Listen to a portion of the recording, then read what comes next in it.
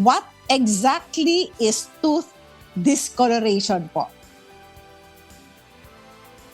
Yes po, tooth discoloration, as we can say, discolor or nagkaroon ng abnormal na kulay yung natural ng ngipin mo. O pwede rin po nating tawagin na tooth staining. Nagkaroon ng stain. So yung kung dati ay medyo maputi yung ngipin, pero bakit ngayon naninilaw siya o nag-turn siya ng brownish o bakit may dark spots, black spots o white spots. So ito po yung mga tinatawag na tooth discoloration. Okay. So, ikaw, Miss Annie, ako, aaminin ko, problema ko yan. In fact, when I go to the dentist, laging akong tinatanong, bakit nagsusmoke ka ba, attorney? No. Umiinom ka ba ng tsaa? Minsan. Umiinom ka ba ng kape? Minsan lang. So, ano nga ba, Miss Annie, ang cause? Anyway, I'll give this screen to you now for your question, Miss Annie. Thank you very much, Attorney Dot. And reality talaga, Attorney Dot and Doc Kay. Sa mga Pilipino, na-observe natin yan, na that is less priority. Kasi ang inuuna na talaga po nila ay ang paglalagay, kung paano ang ilalagay sa kanilang tiyan. Pero hindi nila nakikita na napaka-importante ang usapin po ng tamang pangangalaga sa ngipin.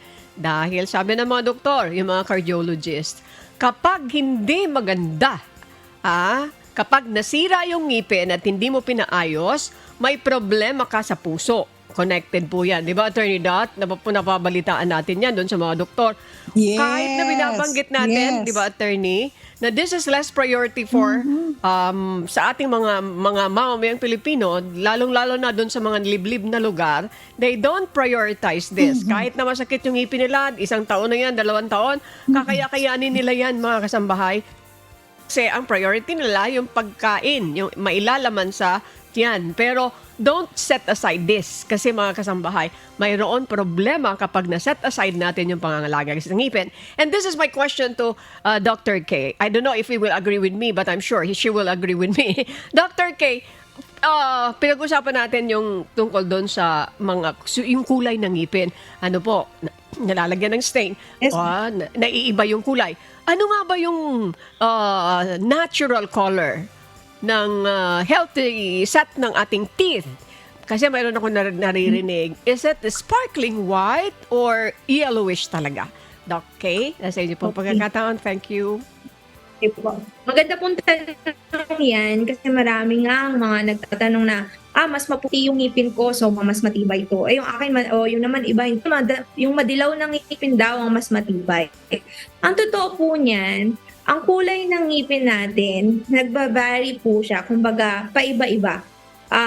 Usually po, ang mga babae, sinasabi na mas whiter ng contrast, slightly whiter ang ngipin ng mga babae compared sa lalaki. Ang ngipin din po ng mga ibang lahi, like mga American, Caucasian, iba rin po ang kulay ng ngipin nila mas kesa po sa atin na mga Filipino. Yung mga dark skin colored po na ibang lahi, mas mapuputi po ang ngipin niya. So it doesn't necessarily mean na kung mas maputi o mas madilaw yung ngipin, we could say healthy na ang set of teeth niya.